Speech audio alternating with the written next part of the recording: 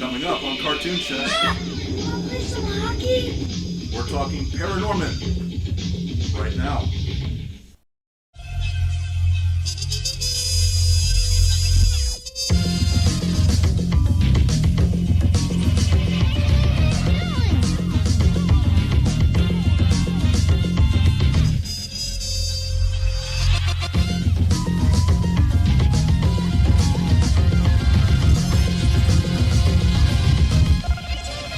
Of course, this is Cartoon Chat, the animation conversation. I am one of your hosts, Bryan the Baltimorean. We've got a stacked cast today. Before we get to ParaNorman, we're going to talk about who we are.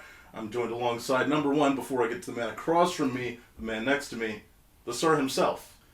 Hey, Martin back here. Where can we find you, by the way, again? Again. At K9Biscuits.com. That's K9BISKUTS. As for me, I am K9 Biscuits. Yes, indeed. Yes, indeed. Now, yeah, we have a lot to cover. Good animated movie. Of course, originally this was going to be like a duo of Chicken Little and then ParaNorman, but I think it's just more efficient that we end up doing this not back to back necessarily, but in a way where we spread them apart because they have enough differences to where it's not exclusively the discussion that we were originally going to have. Oh yeah, I thought you were also the Chicken Little conversation went good, at least satisfying for me, because I thought you was going to defend the whole movie despite its flaws. It has problems. It is not a peaceful, beautiful, fun time. It's got some flaws, and especially if you research it for a little bit, What do you think about Chicken Little, man? You loved it, right? It was your favorite movie. No. It was before we fucking started. You said it was better than the Goofy movie, I think is what you said. Are you quoting something that I said? That's what you said. I'm putting words in my mouth, man. So these people start thinking, I'm a fool or some nonsense like that. What? No. Not you also said very non-PC things. I can't I can't fucking repeat them on the podcast because they were so offensive.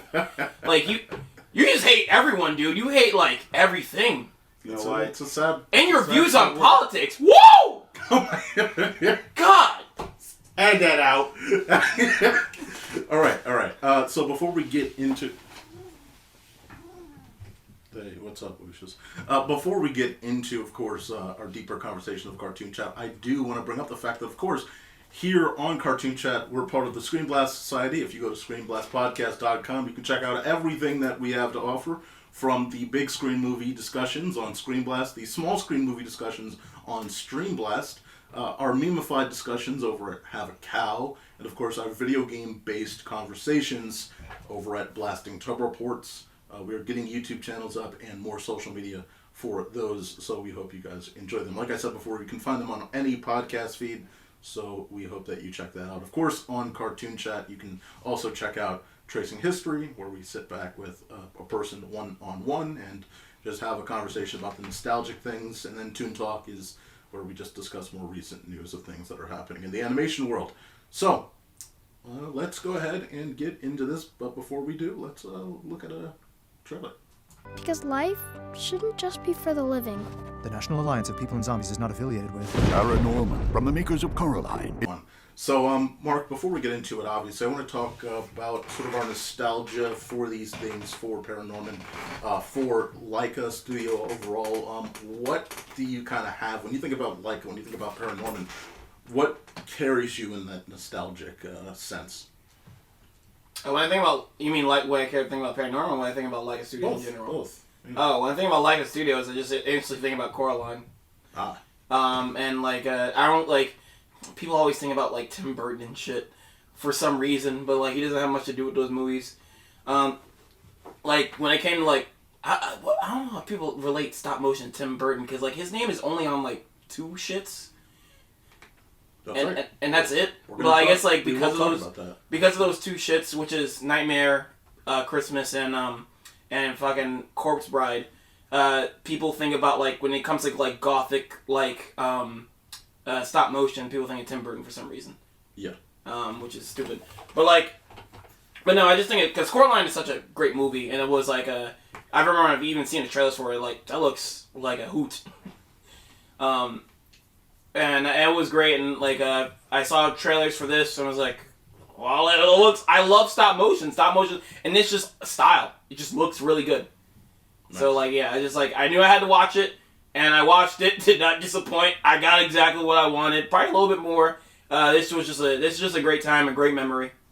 Awesome. Like going back to it, and I usually like Laika's stuff. Like I think their main director and some of the team like started on Nightmare Before Christmas. Yeah. And then their first actual film, I think, under the name. You're getting through all the history here, but yeah. Oh shit! Well, I'll say real quick, but like I think their first, I'll just say like I think their first like movie under their name was fucking Corpse Bride, and I watched that last year, and I don't like that movie. That movie is kind of it's kind of a drag. It's boring. What about you, Martin? In terms of your nostalgia for if this or Laika, do you have any, or what do you think? About it would have to just be Nightmare Before Christmas. That's not Laika, and that's what he just brought up. Oh. It's Nightmare Before Christmas, isn't But it? then, Laika. other than that, it's just... What have you done? You just completely destroyed the You continuity. just fucked it up. Well, just You fucked up the show, man. Edit it out. Yeah, you're good. You're good. Yeah. But in that case, it would be just Coraline. You think we edit? It was literally the only one I watched since. Gotcha. What do you think about Coraline? Coraline was really fun. It was really fun to watch. It's been what? More than a decade plus. Yeah, honestly. since I can't go into the extreme details of anything I really remember of this movie. Yeah. But I do remember enjoying watching it. I didn't watch it in theaters. I actually watched it at a friend's house. They were watching it with the kid. They were scared of it. Yeah. Oh, yeah. Absolutely. Yeah. I was We surprised. had some disturbing sequences. I was surprised how afraid. I ain't saying it wasn't disturbing. I'm just saying I was surprised how afraid they were of this movie. I think it was more of the stop motion in general. Yes. The way they moved was what actually frightened him more than it actually did anything else. Because it was all happy until like we got the. Yeah, but they didn't get all spooked by Shrek. I mean, it's like, what are we doing? Like, I can't believe it. You're gonna watch. Oh, they Shrek never looked at the because- behind-the-scenes features. Yeah, I think. What? Yeah. Like so, the Shrek 1 DVD had like behind the scene like reels of like animation tests, and some of those are creepy because you get like animation tests with like the fucking floating eyeballs and teeth, and they creep me the fuck out as a child. Yeah, there's stuff that you see in there that it's just a nightmare. Yeah, I will say on my end, not a lot of nostalgia for ParaNorman. Actually, I don't think I had seen it maybe once a while ago. Like, again, this came out in 2012, so once a while ago. And Coraline I had seen right around the time that it came out on DVD, maybe a year after it came out on DVD, in some way, shape, or form. I just remember it vaguely.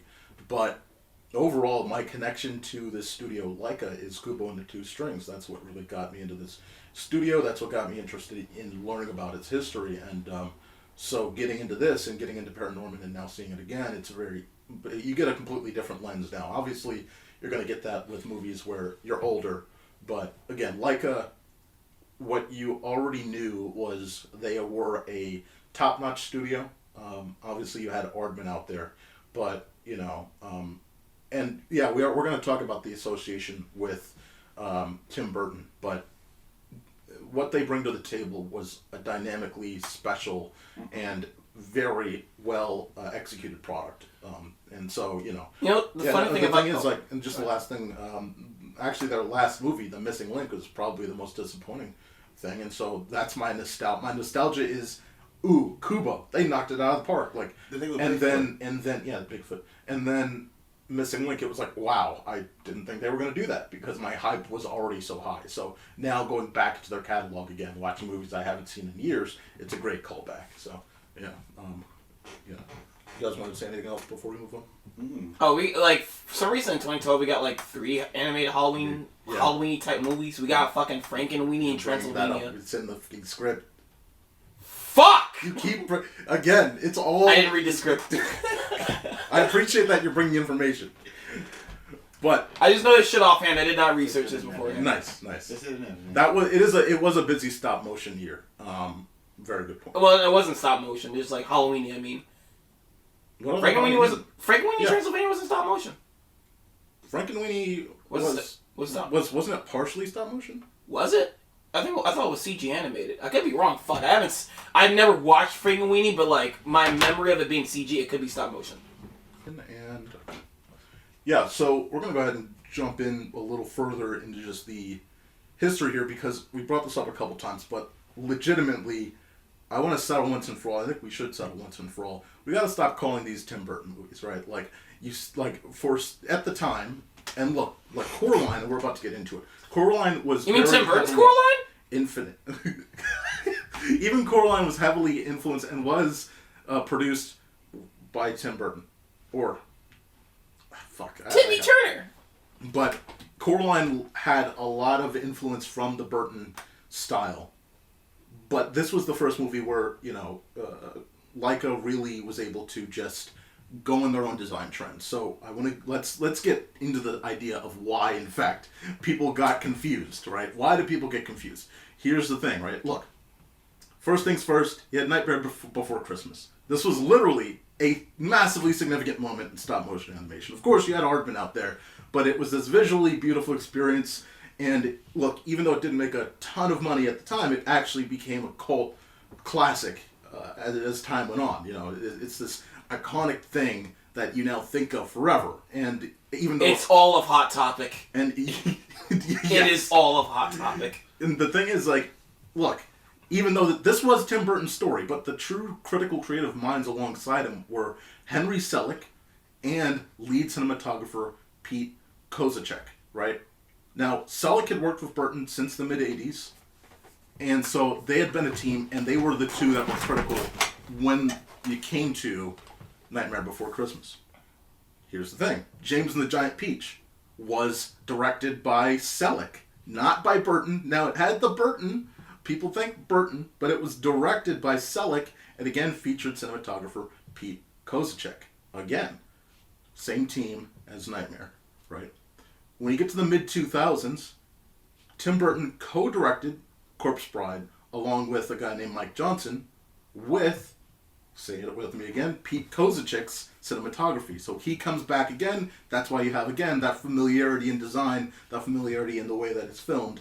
These movies just over and over have that look and style. Now, at the same time, Selick, who had worked with Tim Burton, joined Laika, which was actually Will Vinton Studios, weirdly enough, was working with Wes Anderson on early development of what would become Fantastic Mr. Fox. So he has his teeth in a lot of stuff here. It's incredible. So when Will Vinton Studios developed and debuted Coraline, it was directed and screenwritten by Henry Selick, and it had cinematography by Pete Kozacek. Again, these two were the team. People think that it's Tim Burton. It did not have Burton at all. It didn't. Coraline was not. It was not Burton. This was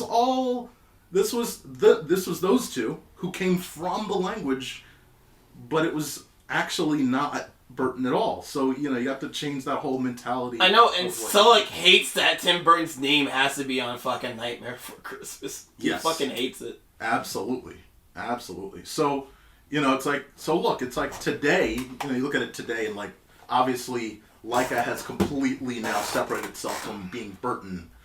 People don't think of Kubo as a Burton thing. They don't think of box trolls, especially, because it had more color definition, and just was, again, much more saturated as a Burton thing, right? Like, you don't think of Missing Link, especially, as a Burton thing. So, but the thing I want to mention is Kozacek died in September 2023, so respect to him. Well, this was incredible, but this is why when you earlier thought, oh, here comes ParaNorman, this must be some sort of Burton-esque thing. It's like, no, not at all, actually. And the thing about ParaNorman, which is cool, do you guys have any thoughts about the progression, by the way, of the studios? No, but I guess, like, another thing that, like, probably caused confusion is like, the same year Frankenweenie, because I'm pretty sure advertisement was going out for that. And that was another stop motion thing that had Tim Burton's name on the full front as well. So it's like, hey, Gothic at stop motion, that's Tim Burton. That's right. It's all Tim Burton. You just see the name, and then you see stop motion, and you think, oh, anything that's not Aardman and has this kind of well, style. I mean, anything that's like Gothic, like anything that's like has a Gothic, or just is that when it comes down to it, like, I don't think Aardman stuff can be confused for Tim Burton.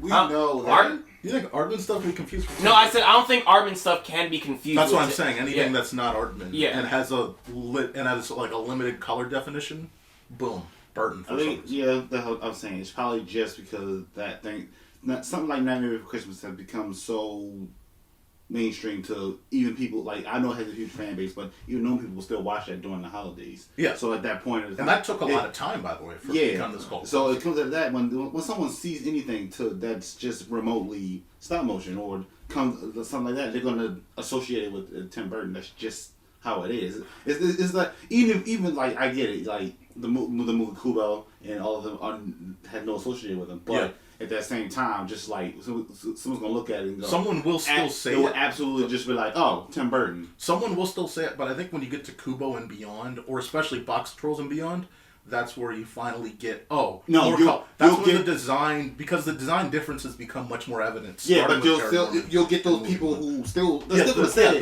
but you'll have the people who will correct them like, "No, this isn't Tim Burton." Yeah, we'll get to a point where they'll start like letting you know like this has nothing to do with Tim Burton, so that's what the conversation will come into point at that point. Yeah. Like, but before that, it was just they saw it. It was like, okay, this is with Tim Burton. No matter what happens. Yeah. What the fuck is that dude? What the fuck is that dude doing now? The last thing I seen of his was I think fucking Dumbo remake, and that was shit.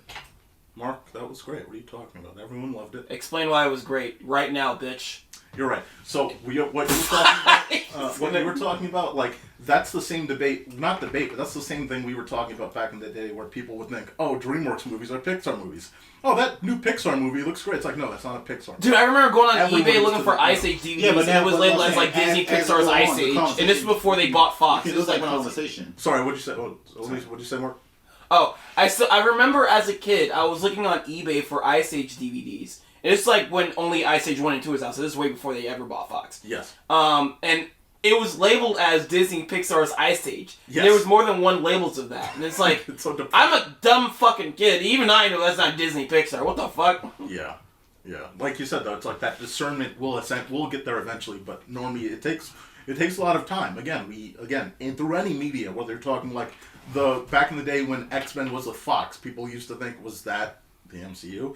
The Amazing Spider-Man movie. Oh yeah, the superhero. Is that an MCU movie? Like, for some reason, that trend always runs through. So, but I think, again, ParaNorman is where that starts to, they differentiate themselves from that, because, again, like, the cool thing about it, what's up? I'm gonna cut you, but like, that shit's still confusing right now. I don't know what deal Marvel and Disney had, but like, I'm not sure what the fuck is like connecting and not connecting anymore, because like, for all we fucking know, Madam Web can be like, Tom Holland exists here, right now. And I'm like, MCU connection? What? Yeah, let's not even get into Madam Web. Here's the thing, right? ParaNorman started production back in 2009, late 2009, right? And the magic was, they didn't feature Selleck. Selleck wasn't there at all. He went to develop a stop-motion film at Disney that never really took off in the end.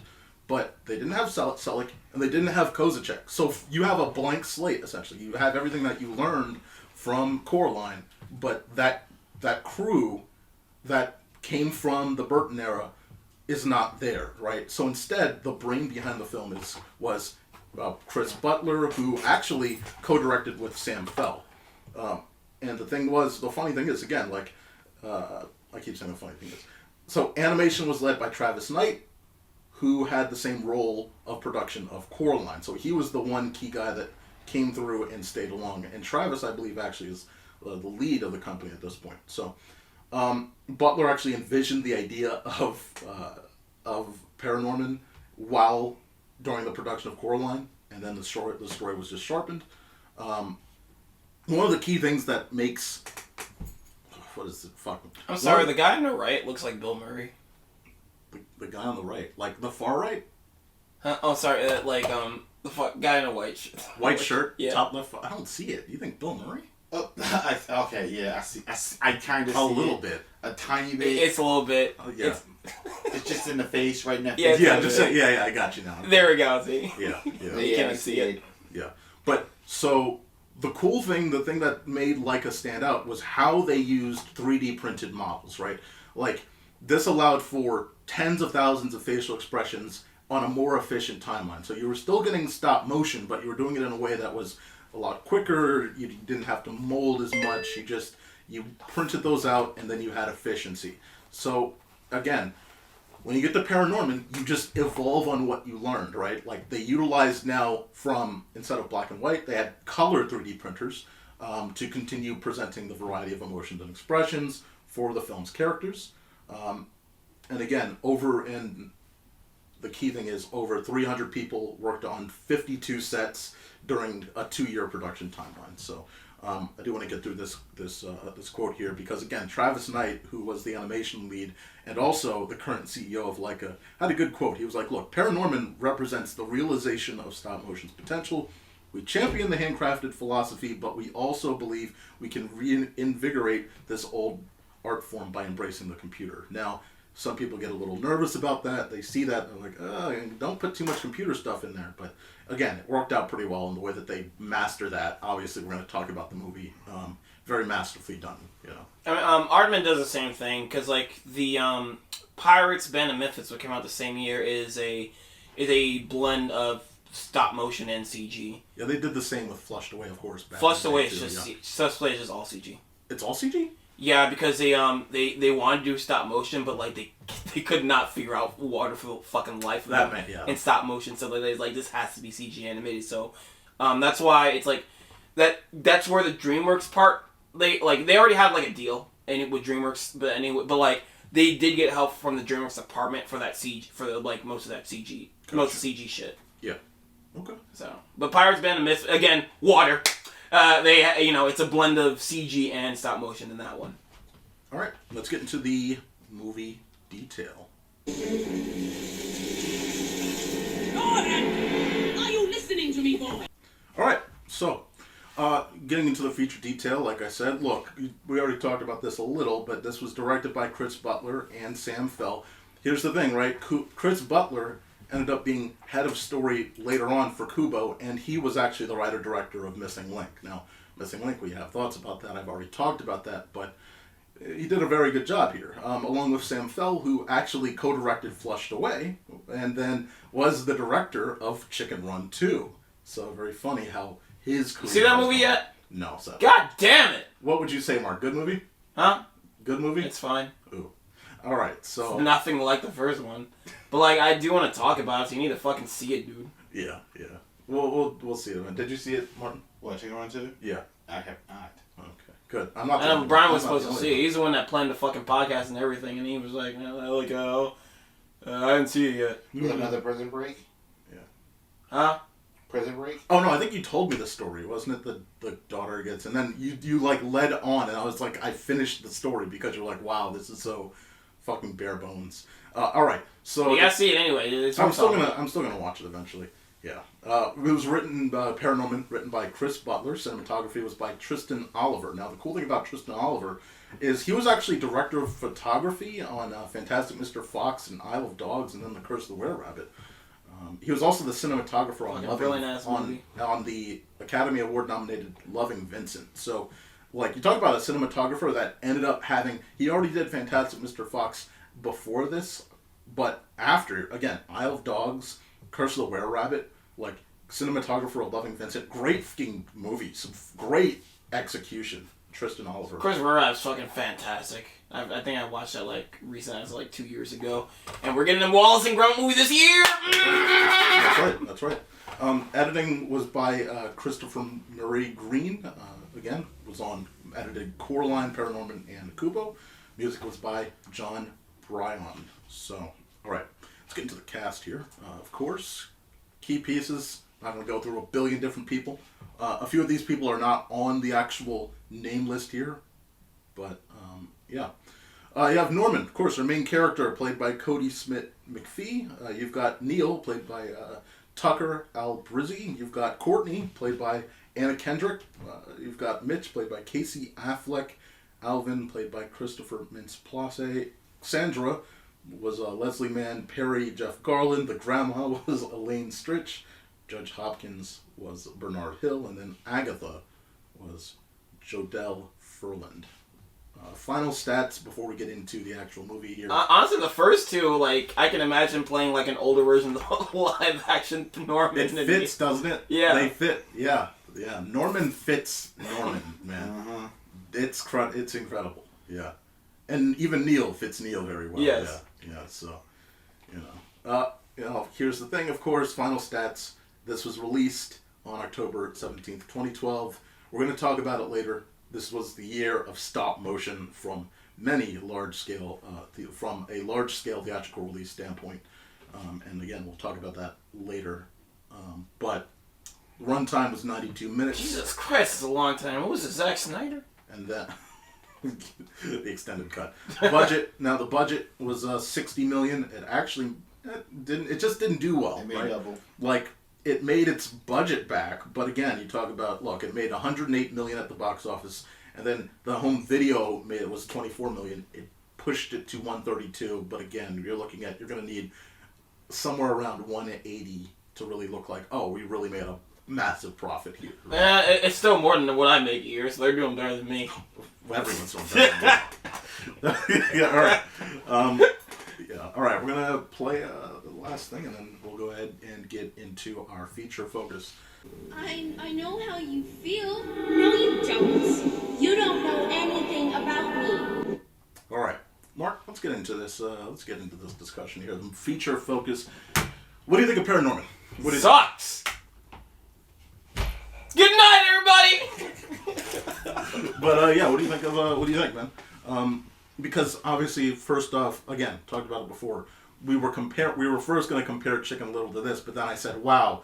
After rewatching this, no, from contest, there's no way that. What are we going to compare? The fact that like this is a full developed product and the other one is a rushed last minute thing. Like yeah. No, like this is a complete. This would make Chicken Little look worse. And it's stop motion and it's beautiful, well executed. My comparison was like the kind of story setup wise, where like the town just sort of like doesn't like ParaNorman, and he does like a whole warning thing where he just like warns the town, and he gets ridiculed for it. Yeah. But then it turns out he's real, and a full scale invasion happens on the town, and ParaNorman has to stop it. It's like ParaNorman, Norman. Yeah, the Normie. The Norm Man. Normie. What'd you think, Mark? That was my comparison for like with Chicken Little. It was kind of those sequence of events. Yeah, little connections there. Yeah, the little connections. Because everything else is just done better. So that's one of you. Stuff. Yeah, what did you think, Martin? Didn't like it. Okay. What do you think? What do you think? I just found the town insufferable. It is just insufferable. I the whole time like, yo, this is how old is he in the movie?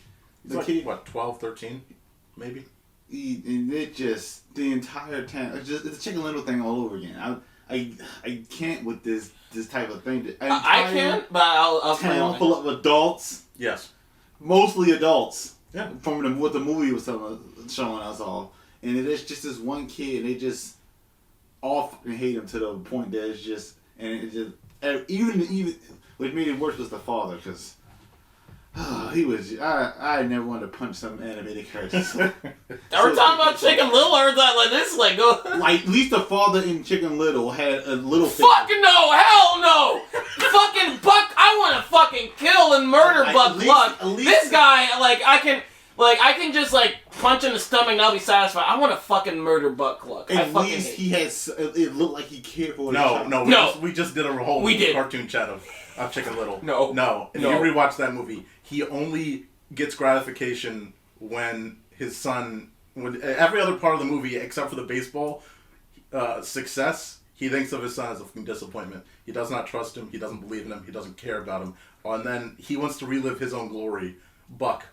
His own glory with his son hitting a home run. After that point, when everything goes to shit. Okay, fine, but still, this father in this movie, fucking terrible. It just to the point where he says some shit that you're just like, you're not supposed to say to kids ever. I think he's grounded in reality. I know. That's why. I understand that, and I understand all of that. Yeah. Those type of people still shouldn't exist. I agree. No, I agree with you. Yeah. And then it's like the only people in this movie that I can actually like was Neil, Norman, the grandma. Oh yeah, of course. And all the dead people. Like, I don't know if I like the dead people either. Those people were... No, not the zombies. like here's like I guess Not we're the just gonna, zombies. I'm talking about the we're just gonna ghosts. compare this to Chicken Little real quick. But here's the thing, I don't mind this. We got into this debate without even... I know, right? But like, here's the thing, I don't mind this compared to Chicken Little. Chicken Little is about Chicken Little wants to. His goal is to connect with his father. He's doing everything for his father. He just wants to be with like support of his father. Norman doesn't give a fuck about his father. He didn't give a fuck about his father things. Even to the point of the ending where the parents they don't apologize because they don't need to. They the dynamic of the family. Well, I like how it's kind of realistic where the dynamic of the family is still just the same, but they're just accepting of Norman's gift. They're like, okay, Norman's gift is real. He can't see ghosts, but we'll just accept it. But you can imagine this family dynamic is still the same. The sister can still be a bitch to Norman if she wants to. And the father can be just he's my kid's fucking weird, but he can't really see ghosts, so fuck it. And the mom is just a mom. She's the friendly mother. And I will say something you mentioned when we talked about Chicken Little. A critical difference is you can tell that the town will keep moving without dogging Norman. Yeah. In Chicken Little, the whole purpose of what does the town survive on outside of trying to dig at Chicken Little? Nothing. That's all they do. You don't get the progression of what's happening with the town or anything. The town just seems to be all about digging at Chicken Little. That's the only thing about Chicken Little that happens throughout that movie. But again, I only bring this up because we just watched it. Yeah. But in ParaNorman, it's this is a well-defined town that's had hundreds of years of development that you can tell is just going through the motions and has lived with other people that have dealt with the idea of a person that can talk to dead people. Then it doesn't feel like the whole town is after him. It's just people within his environment because it's the neighborhood and his school, which is, realistically the environment that would attack you. Chicken Little, it's a whole town. Everyone who hasn't heard of him just hates Chicken Little for no reason. The people hate him, stay away from kids, hey, stay away, the mom says. Yeah, but and it's you can understand why people think ParaNorman is weird because they show you the perspective of the townsfolk, and it's I would think that kid's weird too because he's just walking around, talking to nobody, just to eat, he can talk to ghosts, and he's petting a fucking dead raccoon. This kid's fucking crazy. Yeah, I think that's a good place to start with this movie. I think again, the craftsmanship of the way that this movie subverts your expectations, and not in a Rian Johnson episode 8 way, but subverts your expectations in the way of showing what's going on in ParaNorman's head. I love it because not only, again, you get the monster movie intro, you get the grandma talking to Norman, and you think for a second that it's normal, but then you realize it's not. And then you also get the situation later, when he's walking down the street. I love that 360. That's why I put it in the beginning of the Cartoon Chat intro, because it's that's a great perspective shot of what he sees versus what isn't actually there for other people to see. It's a beautiful turnaround too. Yes. I just love that. It's a beautiful, it's a pan shot in a stop motion movie. What? It's fantastic. Oh yeah. Not that that's unique, but the rotation pan is is excellent. I think the whole school thing everything about it just feels genuine and real. Is there something else you want to talk about as we keep going more? Oh, we're talking about heart shots and stop motion. Every stop motion, I can't stop thinking about these type of shots in stop motion movies because I hear the most anxiety-inducing shots in stop motion is just crowd shots, and every time I see them, I'm oh shit, they worked overtime for this shit. They had to. Yeah, everything's tight, especially because crowd shots, you have to move people individually, and that's got to be hell. Well, that's why the ghost sequence. That's why that turn is also even more incredible, because it's again, you're pulling the camera back, and then you have all of these ghosts that are obviously real stop motion things. They said it was digitally added. Oh, that was digitally added? It was still stop motion, but it was digitally added in. They had a little assist. That's the only way they can do the effects and shit. I was gonna say that one would have been insane. Still a nice shot though. Still a good shot. Yeah. But they do have a big crowd shot for most of the fucking later half of the movie. Absolutely. Yeah, I think man, it's just a really good perspective. and so again, one of the great things about ParaNorman here is the way that everything feels. Again, just like this is clearly like what I'd say like a. I can't remember. Do they have phones here? Is this supposed to be 80s or is this supposed to be modern? Because I don't remember if the sister has a phone, right? Yeah, they flip phones. Flip phone. So this is like not smartphones. This is like maybe a couple years earlier, or maybe it is supposed to be real time, but 2012. But I think it's like whatever. Yeah, like 2000. I don't think you're supposed to think about it too much, but like, later 2000s, sure. Yeah, but like you get again these genuine people that are just real. Like the dad, as much of an asshole as he is, it's like, look, you keep saying you see it, but we don't fucking see it, and it's creeping everyone out. Could you just be fucking normal? And like, there are people like that out there, and I think shouldn't be that way. I understand, but it just like it bothers me as of course. You're supposed to. I didn't see Chicken Little like you guys. I haven't seen that movie in freaking decades. You don't need to. Right. So, you don't need to worry. That father, but this is fresh in my memory from this morning as of recording. You know what character we like that like has that similar character trait as a father? What? Hank Hill. Because he kind of like a lot of episodes he does see Bobby that way. And it's like, oh my fucking god, that boy. But he still kind of relate to his son a lot of the time. To a degree. I ain't saying, but he has that trait. I'm not saying it's exactly like that, but he does have that trait. He does, yeah. It's like, that's what I mean by it's like standard dad. Yeah. Standard American dad. That's just like, hey, all right, stop being all creative. We got to form him into something. You know, we got to form him into some shit. It can't just be, you know, like that's definitely a type that's out there. And the mom that's like, hey, like I'm not going to budge too much on this, but I'm going to see the creative side of my son. Yeah. And that's a real dynamic out there that's in a lot of households. But I was going to get to the point that you get the dramatic performance teacher that's like clearly just trying to relive her own art experience through these kids. And like it just feels like a real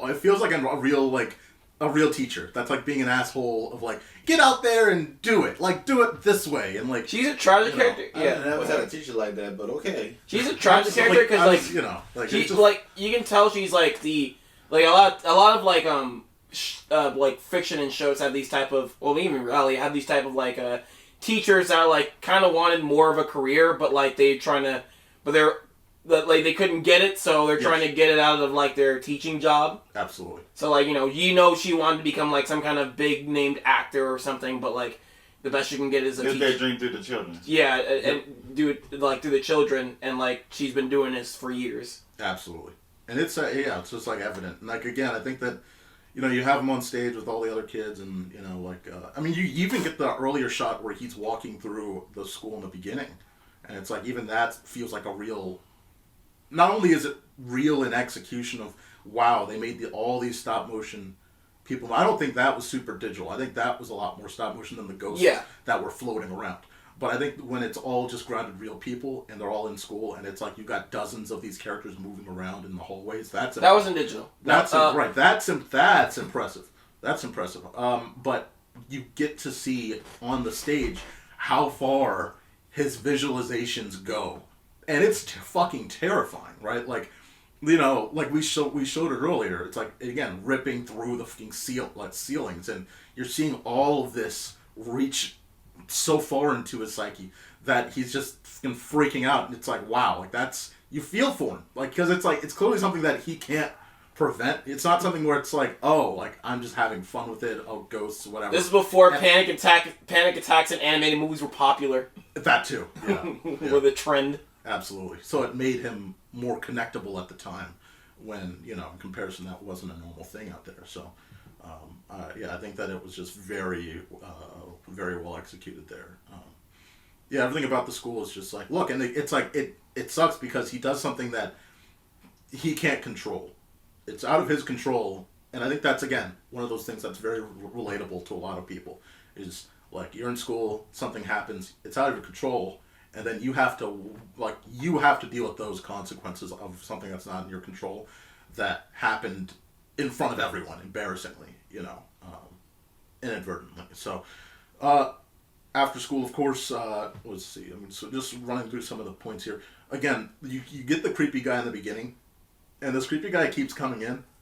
And one of the things that happens is you get a little bit more I think he's the most expressive at this point. Like, there's a lot of expressiveness on the after-school walk around that statue. Like, there's a lot of, like, expressive moments. It's very interesting. You talking about the other guy who can see ghosts? Yeah, the old creepy homeless guy. Oh, I thought he was going to talk...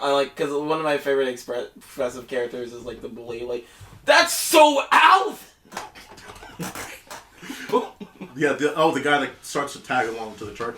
Huh? The one that tags along to the truck later. Yeah. Yeah. And Alvin, because I like his character. He's like, boom! That's so Alvin! Stupid. He's trying to, like... You can tell he's, like, trying to start something. Yes. It's I mean, again, that's, again, like, even as much of an asshole as he is, it's like, oh, finally he gets on the side of Norman, and you kind of feel like he understands a little more. Yeah, I think, let's see, Neil's connection to Norman lives... But, like, this whole first act is very slow paced, but, like, it's like a really good slow... Because, like, you get, like, a lot of good characters.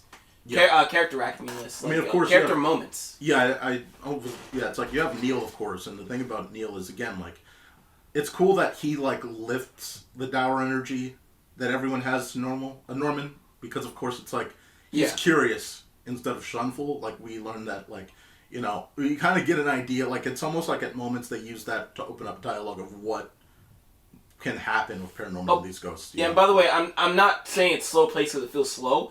It's slow paced compared to the rest of the movie because after you get to like cemetery, movie just like picks up. Oh yeah, it's a zoom moment after that. Yeah, but you get that dog sequence, and again, this is just great dialogue. We talk about, like, it reminds me of like TMNT Mutant Mayhem, which is a movie that's not as good as this movie, but like has some very smooth chemistry with its characters. You mean the stick?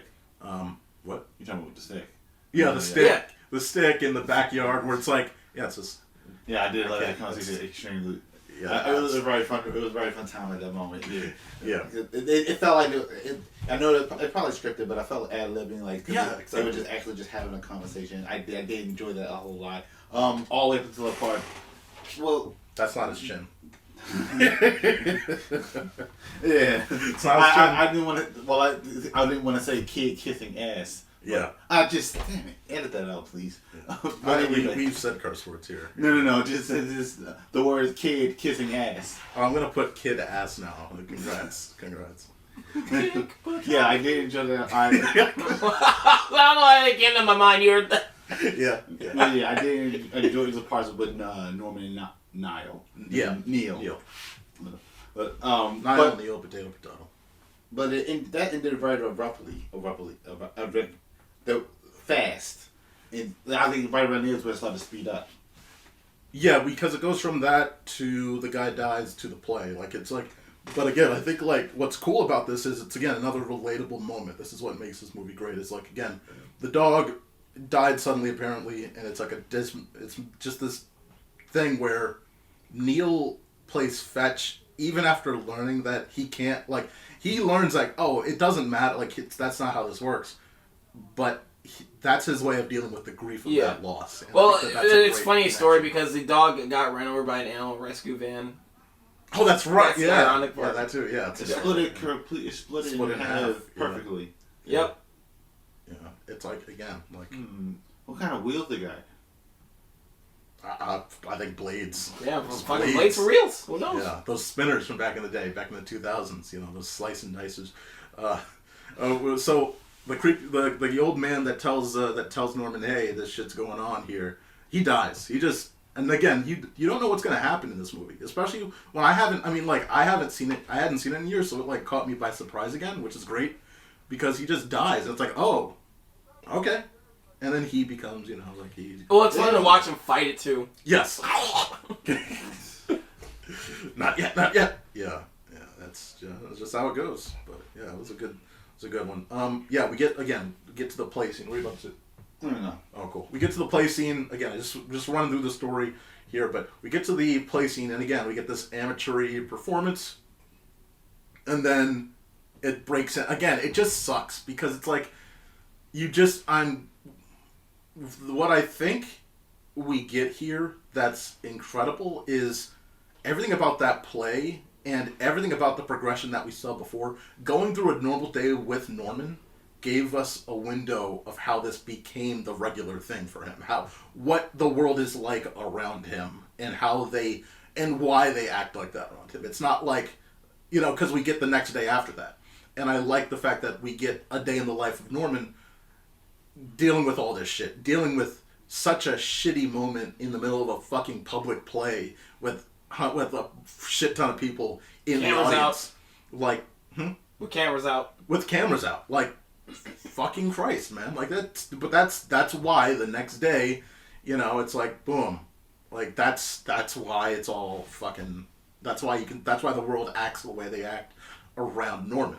No, actually, it was even earlier when at the beginning, y'all were talking about when he walked through the neighborhood. Well, no, I'm saying that there were people on the street who would just see him walking by and they would move out of the way. Right. I know. I'm saying all of that day is seeing it fully explains why, right? Like, of course that is a good, like, simple view. Not you, but not saying it's a simple view from your perspective, but the sequence of him talking to a ghost and then the neighbors being creeped out for like 30 seconds, that is a simple view. But then when he's having these literal panic attacks in the middle of, and not even panic attacks, just zombie fucking right in front of him moments, that's a great example of like how bad it can get in the day of the life of Norman. And I think that it's a great idea to show the whole day,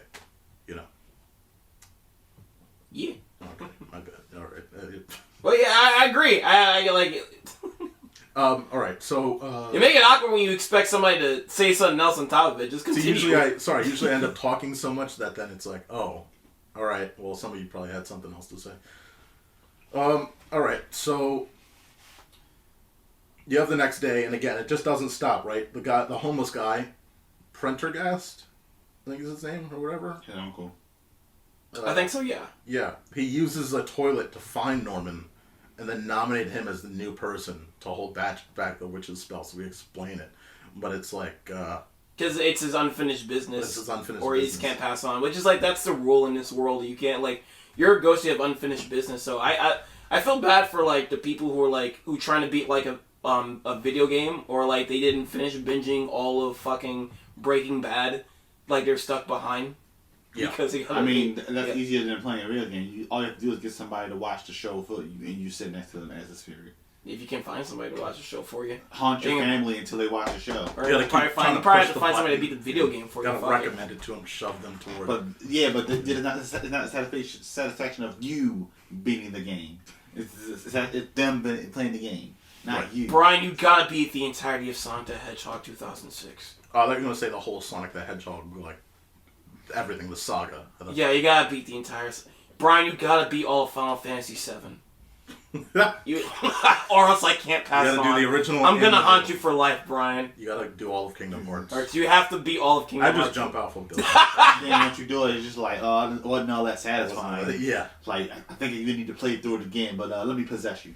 I think you gotta do it again, Bryan. Yeah, it's fucking ridiculous. Yeah, I think though, again, like you go through that day, and then it just sucks because the next day he's in the bathroom, and it happens. It's like another situation. It's like, could you imagine being Norman? It's like, fuck. What do I have to deal with now? Now this guy fucking comes to the toilet, like comes out of the toilet, wants to talk to me at school. It's like, fuck, man. Can you please, like, like it sucks. I forgot where the dialogue is, but like the father has one of my favorite dialogue pieces where he's like yelling about Norman, and like the wife is like, "Don't get too angry, sweetie. You'll get a heart attack." And it's like, "I want to, so if I die, I can haunt Norman." Yeah, this guy's fucking extreme, man. What a fucking bozo. He's just out there, like you said, Martin. Just like fuck. Like, it's just the things he say, and because they allowed to say things, more than like the other animated series. Like they're not straight up cursing, but it's things they say, things he says in a way he says. It's way to destroy the spirit it's of the just kid. like, damn, man, that's just so fun. Well, he was in the car, and he was like, and Norman was like, I didn't ask to be this way, and the father was just like, yeah, neither did we. Yeah, I was like, what the fuck? I was like, damn, Jesus. I was like, damn, that's really fucked up. I'm not trying to compare like Chicken, but like I didn't mind it too much because the movie is like not trying to concern with him either. No, but it's still like when you're centering yourself in Norman's shoes, it's like that still is fucked. Like, you know, whether or not the mother trying to tell him like, hey, he's scared for you. Like, it don't seem like it. Like, it's really hard to tell when you're a child. It's really hard to tell when your parents say something if it's out of love. I know he's not a good character. He's an asshole dad, but like it's just like it's probably because I watched Chicken Little, fuck it. But like it's just like I just don't it doesn't bother me throughout the movie too much like fucking Buck does. Yeah. Because I'm sorry, but in Chicken Little it's just like the movie's like you should root for Chicken Little wanting to be with his father. His father's important to him. Yeah. All right, I'm just going to jump back over to ParaNorman.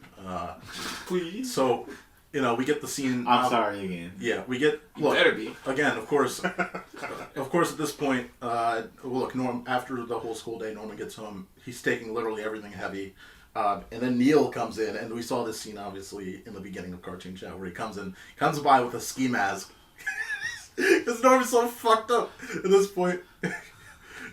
Like just a fucking hockey mask, yeah. With a hockey mask on. I think it was the fact how still he was. Ski mask. Did I say ski mask? Yes. Hockey mask. What the fuck am I doing? It was the fact that how still Neil was outside the window, how still and unmoving he was. And just the scene shot done, just like, what? It's just like, okay, this dude, you see the shit he just went through. But I love this movie, how this movie played out. It was an incredibly funny moment that made it, like, I get why Norman was so jumped back when he saw that. Absolutely. Like, but yeah, I really enjoyed that moment, that whole conversation. All but and you gonna keep going? You still want to talk about that or the next? Yeah, we can talk about it and say how. No, because I'm done with that part. It's like the next scene was also incredibly funny with Alvin. Oh, you're talking about his you're talking about going through him when he's like dancing. Yes. Oh yeah, the dance part is hilarious. Yeah, of course. And the woman's faces, the movement he was doing absolutely nothing. But it was just, I was like, oh yeah, this is great. I love how narcissistic he is. Like, he was like, yeah, they're into me. They're into My God.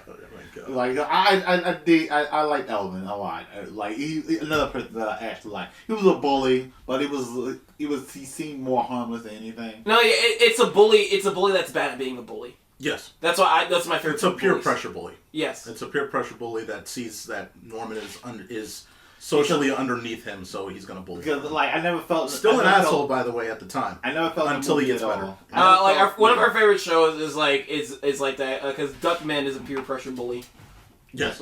I never felt like during the movie that Norman was genuinely afraid of this dude and just annoyed at what he was doing at all times. Well, that's also because Alvin was on his own at that point. At school, it's like now you're surrounded by your crew, and you can be an asshole along with the school group. But when you're by yourself, you can't really do as much there. You know, you got to be a little more nervous, a little more careful.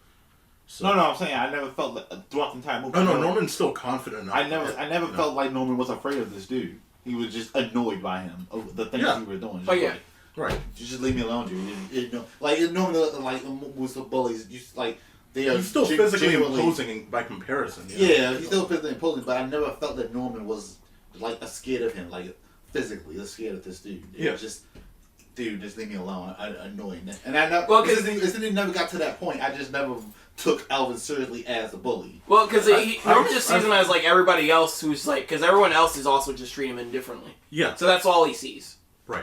Yeah, no, I don't know. I don't know. I've dealt with people that were similar to that years and years ago. So. Oh yeah. It's still like it's out. It's like whether or not they're threatening, they're still annoying. Like you said, annoying and a pain in the ass.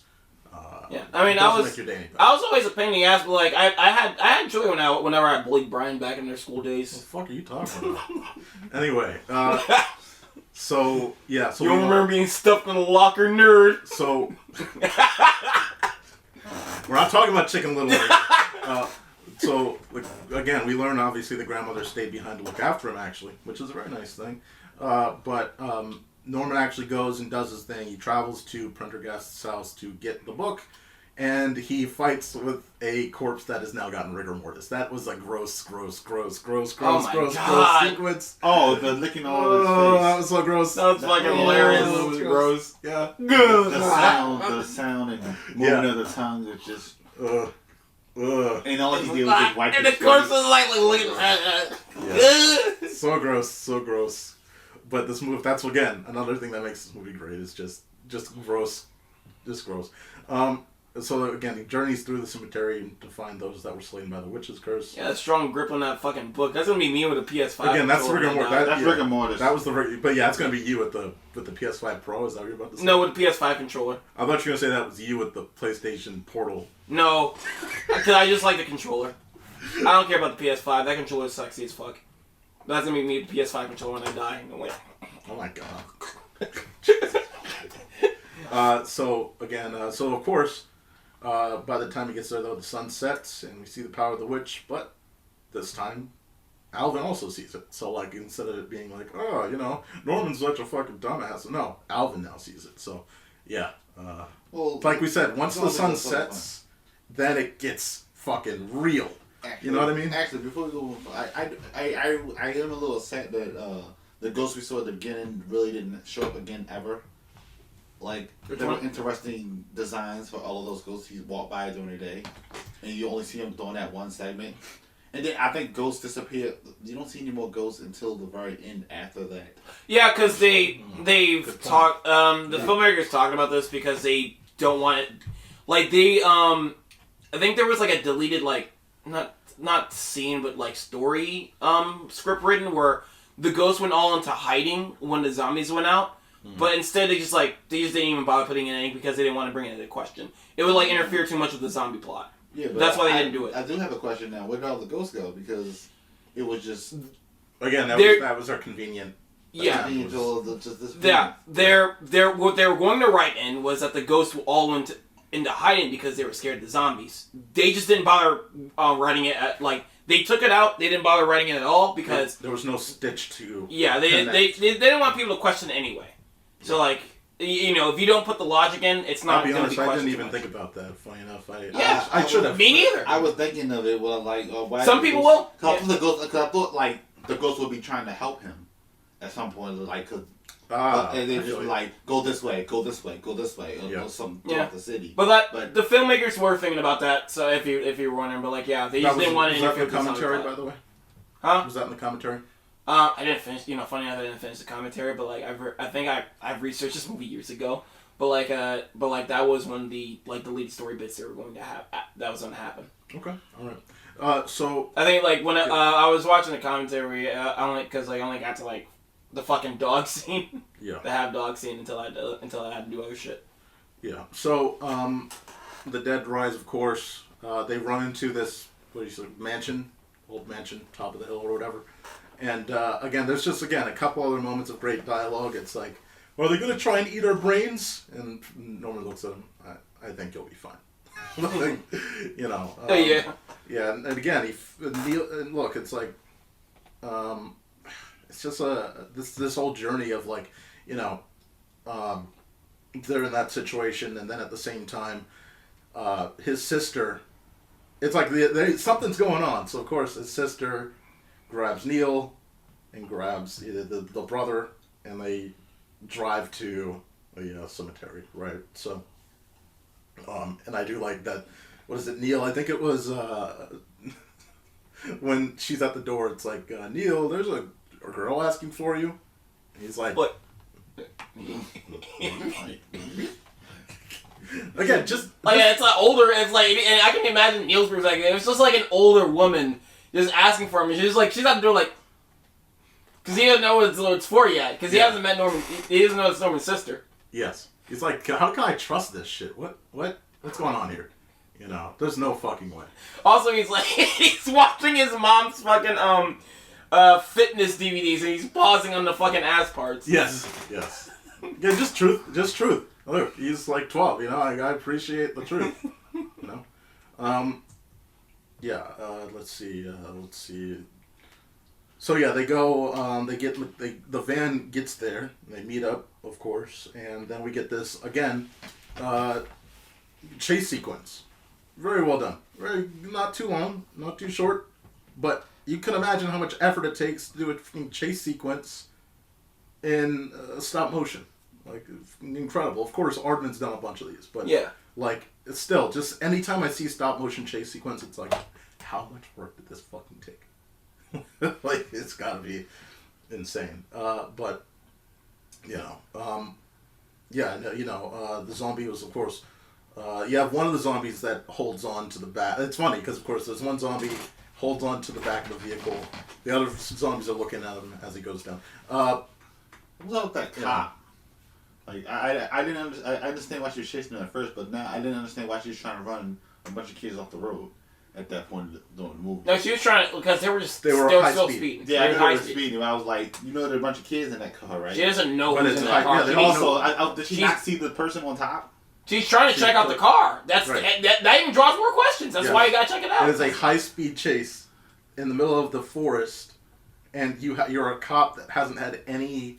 Yeah, but I think logical action would be pull over, please, not run. She did that. You know what? Yeah. You know what lights do? They're supposed to stop them, and then they never stopped. So then you go into pursuit. That's what happens. Oh, I was like, this whole scene is a little over. Maybe because welcome to animated movies. Shut up! You know what I mean. I don't know. I've seen Fast and Furious movies that have worse chase sequences. Yeah, that's a car movie. This was I've seen Fast and Furious in a long time, so I don't know with your brother. I see. Look, we see also the zombies are encroaching on the community, and again, the cop gets wiped out by Norman's parents' car. Funny enough, in the middle of the process. Yeah. So that was no. It was a funny line too because they didn't see it was like Norman the gang because it was just like they were just driving past and it's like. Jesus Christ! People speed. Where's the cops when you need them? Yeah, then BAM! Yep.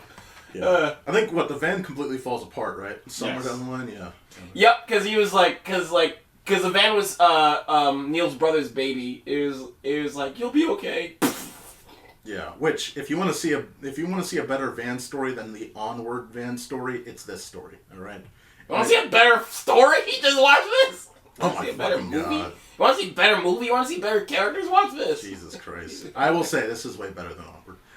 Not that I was comparing. We're not going to check a little comparison here. Give me a whole list of what isn't better than okay. Yeah.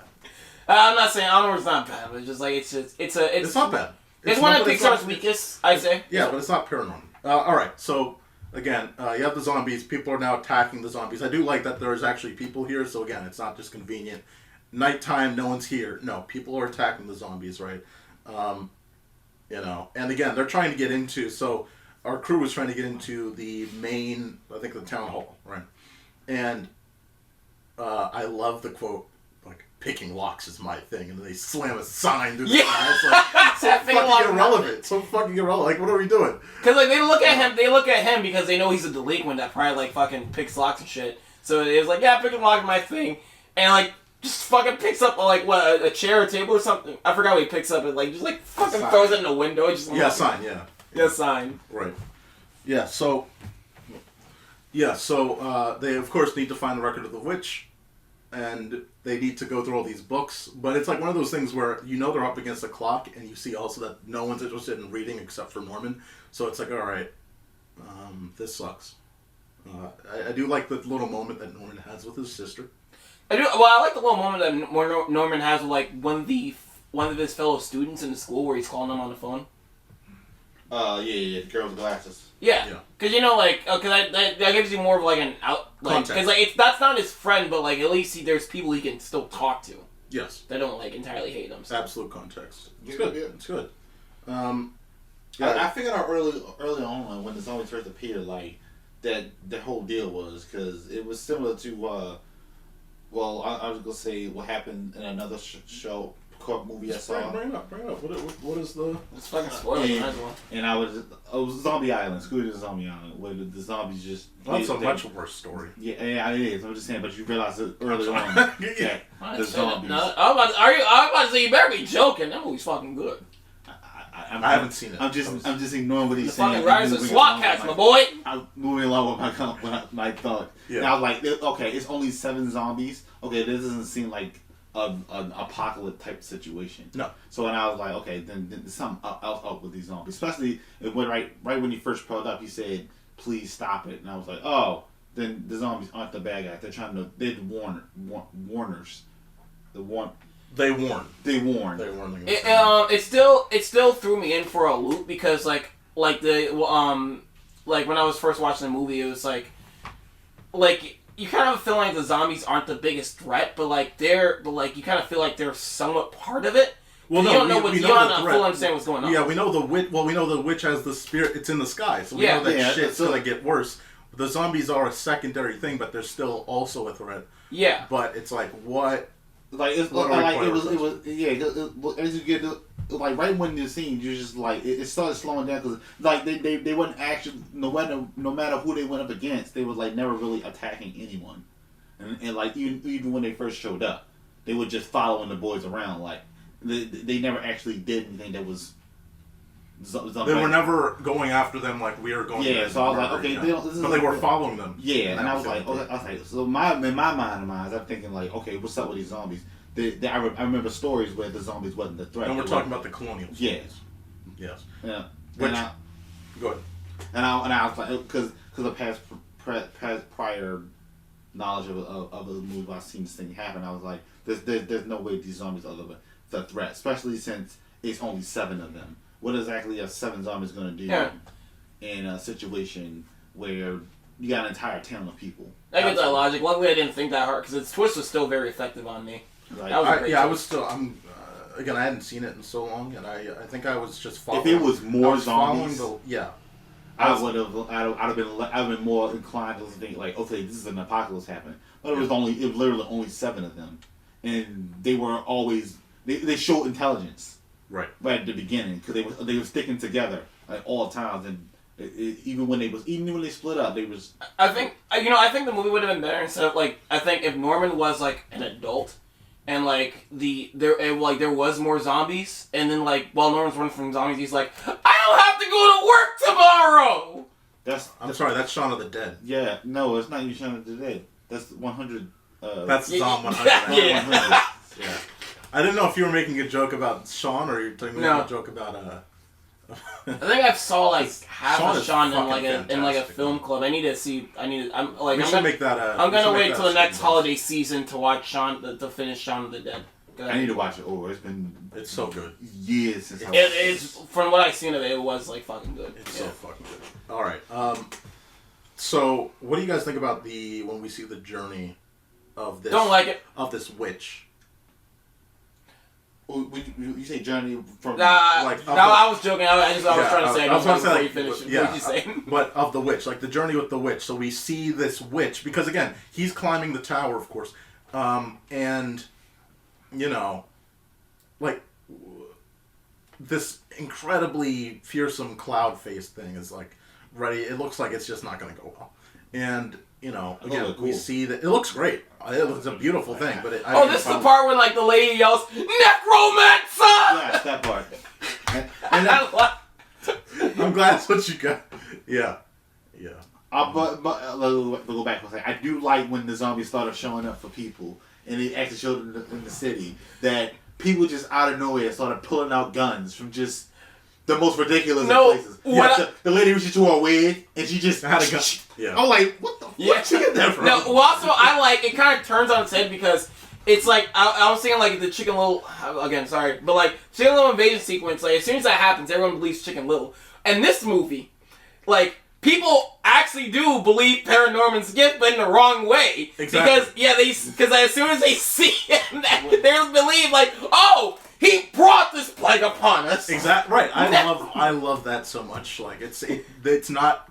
It's consistent with what's going on. It's not the aliens are here, so pair of Chicken Little's right. No. Well, we hate you before, and now we're gonna hate you after. It doesn't matter. Right.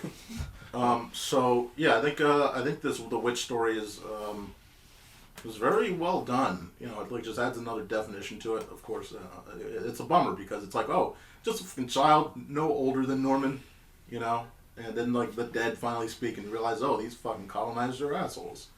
You fucking assholes. I mean, yeah, it's I mean, fucking it's butt more in cheeks. line with It's more in line with history. Yeah, I know it's you want to feel bad about you want to feel bad about witch trials was nothing but them just murdering a bunch of right. If now, those now are is, those, is, now if this is the Salem witch trials. Salem I'm witch pretty sure trials. they were We don't- homaging. Yeah, no, of course. No, not yeah. homaging. What's a bad Referencing. word? Yeah. Referencing. I think it's better. No, don't say homage. No, referencing. Yeah. Yeah. Why is homage bad? Or homage- inspiration. Homage is used for something good. Yeah, this was used in a good way. This movie's fantastic. So, No. the Salem witch trials were a shitty thing, but we Yeah. got But they're inspirational. They're Listen, wonderful. dude. The town of Salem. Our reference. Look, the Let's town. do a Look, reference. 10 years ago. Holocaust was Shut up. very Shut up. Look, Homage to the Shut up. The town of Salem was a fun game 10 years ago that I played with a ton of people that homaged the witch trials. Reference. Or reference. Yeah, potato. Chicken Run is a beautiful homage to the Holocaust. Again, you guys are taking homage, not realizing it's a synonym of reference. Yeah, but you generally speaking, when someone says homage, they're usually using it in a lighter scent, a lighter. Yes, because the thing that because not the thing that's being referenced, the referencing thing. Yeah. Which is a positive. ParaNorman is positive, not the fucking witch trials of people dying. I'm not saying that's good. I'm saying that they did a good job of homaging it. Yeah, same thing for the Holocaust and Chicken Run. Let's just color reference and move on. Chicken Run isn't no homage to the fucking Holocaust, Yes. alright? Yes. Alright. Let's color Stop reference. saying Holocaust, please. Holocaust! Before YouTube puts a fucking one of those Wait, descriptions. fuck! One You of have those to, oh my descriptions. god, I forgot about YouTube. You have to blurt that out. Yeah, they put one of those. That's on you, you're the editor. I may or may not do that, so it depends on what time. I do Yeah, it. fuck, you don't want to make money, that's on you. Alright, so, so again... I'll upload my own version on my channel without the cursing so I can Right. make money. So here's the thing: every year that we realize every year that the tale is told to this child to keep the zombies at bay, basically. But Norman already realized, oh, this clearly isn't enough. It does just enough, but it's not enough. So She also burns a book. she also also burns the book. So you can't, she's fucking with him before she can finish the story because it's he was too late to finish it, while in the resting spot. So he was trying to finish it in a different spot, and now it's too late. She's already activated. Yes, and now we're at the point where, of course, we get that solo journey between him and the spirit labeled as a witch, of course. And it's brutal. It's brutal, but it's beautifully honest. We saw this with Garu and Naruto in the very beginning, where it's you see the two sides of the same coin. Gara? Gara. What the fuck is Garu? My original ninja character. Oopsie. I'm already fucking tired of the homage shit. I say that wrong. Anyway. Gara is the robot from Dragon Ball GT. Kiru. Are you fucking referencing motherfucking anime? You fucking weeb. I'm gonna quit this goddamn thing. Anyway, we see the two sides of the same coin in Naruto. And I think it's similar here because she goes, and it's again, the pain obviously was much worse on her side, but it's that pain is so genuine, and again, I like the fact that ParaNorman makes her see herself not through how others did, but as she should see herself, again, as he says, look, there's always someone out there for you, and it brings her to ease, and it ends this curse and releases the others, and I think that I think that's a beautiful way of it wrapping up. I think that it's such a beautifully told story, Oh yeah, and it's realistic the way he looks at the zombie guys. Who's they don't deserve forgiveness, but this should be put to an end. This whole all this chaos. Yes. Yeah, we got to stop with all the BS. Let's wrap it. Let's wrap it. All right. Not you, but this zombie shit. What you guys did is fucking nuts. They're not great at all. But yeah, they don't deserve forgiveness. They But don't. this is this chaos needs to fucking end. You've got to fucking move on, though. You gotta see yourself. And you deserve to be put at peace. Hey, you, lady, the witch, deserve to be put at peace. Hey, lady, you're easy breezy, beautiful cover girl. Look at yourself, see it that way, and then that's how you do it. Like, he did the whole, he did that. He rizzed her up, and she was happy about it. That's how that worked. Any thoughts on the closing? I didn't take any notes on the closing, but what do you guys think of the end of the movie there? It was meh. No, not the ending, like the wrap up, like after she leaves, fades away into Dasani, Milwaukee. I don't know. Well, I think the whole ending, the whole climax was great. I'm saying that part with her is fine. I love that part. Great. But at the end, I like the ending too. I'll say more about the ending. But first of all, I'm just gonna get to that the climax of the movie, like that fucking whole platforming sequence. What I like to call it. It's like it's fantastic. That's fantastic. When he's fighting against her, and it's like I undersold it significantly. Yeah, it's such a beautiful. Again, that's peak form. Yes, right there. That would have won this year, let alone any year. I love that part where Norman's trying to talk to her. You have that clip earlier, and we're different. You're a boy, and there's a part where it zooms into his ear, and that's when you hear a whisper I'm not going to sleep, and you're not gonna make me. Yeah. I love that part. Absolutely. No, yeah, that's part when you said finishing, I thought you meant after all that was done. I love everything, and also I love that Norman, this dude got some crazy durability because she was whipping his ass. Yes. For a good period of that whole thing. Oh, I would have fucking shattered my ankles jumping from fucking. Landed on a branch wrong, just... he was jumping on those fucking platforms. No, he was also from that height, I would've... Oh. He was slamming him. She was slamming him against the ground several times, and the boy, he just took it. Yes. That too, but also, the height of those platforms, if I was jumping from platforms, I would've shattered my ankle on one of them. Yeah. Off one of those fucking jumps. That's why you're not the main character. You would have fucking killed I know, us all. right? You would have doomed us all, and you would have died, and then we would have all been dead. That's how the movie would have ended. I would, dude, if I had the ability to listen to ghosts and people were, fucking, making fun of me, I just, started knowing, don't talk to me, ghosts. I can't talk to you. Honestly, if I was his dude and I knew the zombies and everything was coming, I'd have just left the city and let everyone die. Hey, I understand, but then they'd start following you. Would they follow me outside of the... Yeah, they would. Because they're trying to send you a message. Yes, because you're the messenger. You still also get visions, too. You have to, yes. The visions still won't stop. You could go to fucking Russia. You're gonna get those fucking messages, dude. And the visions. Still get the visions. Yeah. Okay, so what do you guys think of the ending, though? I like it. It echoes the beginning. Yes. Very well. And like I said, it's a it's a fucking realistic dynamic with family where it's nobody has to be Norman, you was right. I'm sorry. I'm apologizing. No, they're standing so realistic. It's they're just accepting of Norman's gift. And everybody was kind of doing their own thing earlier, but now it's it's a beautiful ending where okay, everyone's actually having family time, and the dad is just okay, Norman can actually talk to ghosts, so that means this whole time my mother was real. Yep. My mother was here, and is she here right now? Yes. And hi, Ma. Doesn't go further than that, and it's also a funny moment because that is her son, so they both say the same thing at the same time.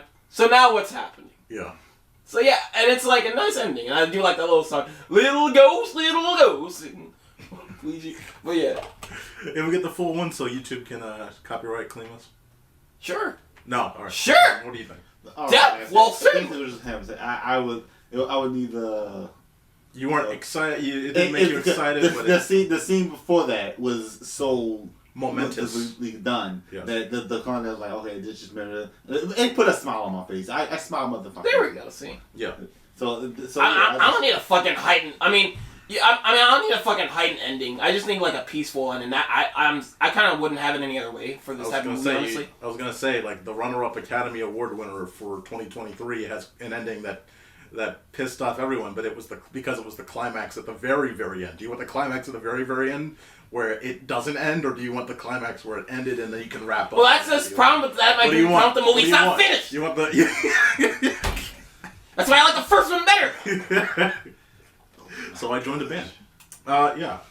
This was a great movie. Let's get into the legacy and wrap up here. All right. So this is the thing here. Look, it was ParaNorman was nominated for Best Animated Feature, but again, I brought this up before. God damn, Wreck-It Ralph came out that year? This was the year of the stop motion nominees, and so let me run you through all of them, right? You had, this is how it was structured, right? First thing that came out, Pirates Band of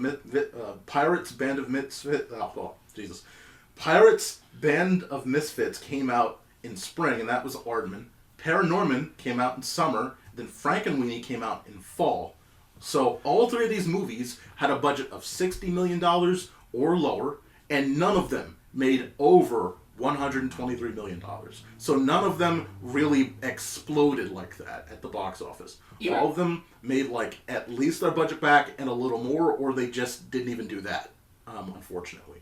But again, this was a big year for stop motion. Alongside that, you had Wreck-It Ralph and you had Brave. If you leave your game, you won't regenerate ever. Game over. Thank you, Mark. That's Sonic's speech in that one. That's the only those are the only words he says in the entire fucking movie. Now he says more. There's more for this speech. Oh, he says more? Yeah. He does.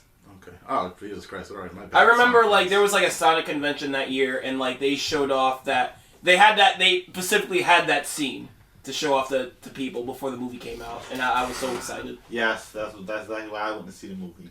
Yes. Well, this is not the Wreck-It Ralph cartoon chat, so let me. Why isn't it? What the fuck? So just to let you know, I wanted to show it here because not only is it a nominee, but to compare the cost. All three of the stop motion movies cost less than $60 million. Wreck-It Ralph had a budget of $165 million. Brave had a budget of $185 million. So you're talking for Brave 3 times the price of the most expensive one of the 3 stop motion movies. Fucking insane. Wreck-It Ralph made $496 million. Brave made $539 million. Brave ended up winning, by the way. Brave was the winner that year. And it's a packed year. Of all the fucking movies, Brave is not the movie. It was the one that made the most money, but it is not the movie that I would say at all deserved the fucking best. But that's when we say that all the time, Mark. Back in the day, the Pixar nod was real back then. And Brave was not. I'm glad their reputation has been beaten to fucking hell and back. Yeah. To this point now. I mean, we'll see it. Inside Out 2. I bet you Inside Out 2 wins next year. I don't give a fuck about Brave, but I guess I am happy for the fucking creator of Sam & Max, because that's one of my favorite franchises. The creator of Sam & Max is director of Brave. Sam & Max. You Sam & Max? Sam & Max. The fucking rabbit and dog. The dog bunny, rabbit with the rabbit teeth? Yeah. Super sharp teeth? Yeah. Get thrown around by the dog all the time? Yeah. All I can think of is Max and Ruby now. No. Sam Max is awesome. Well, that'll be a future cartoon chat, because that cartoon is fucking funny. That cartoon is fucking funny as shit, and their games are funny. Let me close this up here. No. So the thing about ParaNorman, thankfully, was it still was nominated and won Best Animated Features from film critics associations from literally across the country. A bunch of film critics. Okay, I see now. Martin just showed me a picture of Sam & Max. Yeah. So, but yeah, nominated and won from film critics associations from across the country. I do think that this was the best stop motion out of the 3 that year, by a mile. Frankenweenie's fine, from what I remember. Fuck, we're so close. Pause. 1. All right. So the other thing here in terms of the legacy, of course, Laika, ParaNorman would continue that critical acclaim that started with Coraline. You had Box Trolls, which would release 2 years later. Did you see that one? I like that one. I never did, and I had no interest in doing so. It's a decent movie. I know, but the saturation, I think back in the day, liked the... even I was like the guy that would be like, Burton. Even I was like that. So when they went into more saturation, I was like, that's why Kubo is so interesting to me. Because Kubo is it doesn't go super bright. But you have... Is that why Missing Link was also interesting? You said what? Is that why Missing Link was also so interesting? I didn't think Missing Link was interesting. I was curious. I was like, I know you're joking, of course. Kubo came out 4 years later. Missing Link came out at the end of that decade. Laika, by the way, has not released a film since The Missing Link. There's an upcoming feature called Woodwild. I think, didn't some of the team work on Windy and Wild or something? Yes, they did. Yeah, but it wasn't Laika Studios. It was just some of the team from that. No, I thought part of that was also the team that did. Part of that is the team of Tim Burton's team too, I believe. Tim Burton has a stop motion team since fucking Frankenweenie. I thought that Tim Burton's team worked on that. I mean, we gotta do our research, but like I don't know if Tim Burton has anything to do with fucking stop motion anymore. For that, I believe so. Let me pause this. All right, so just a correction, of course. Wendell and Wild, we were talking about that. Henry Selick is the guy that was sort of directing, doing a lot of the screenplay for it alongside Jordan Peele. He, of course, had a guy that worked alongside Tim Burton, and that's why, again, when you think about the Tim Burton movies, you also have to consider that they're not Tim Burton movies. Some of these are not Tim Burton movies. Like, it's Selick who's behind a lot of the creative designs of these. So that's why it has a lot of that Tim Burton-esque design. But yeah, Tim Burton was not on that either.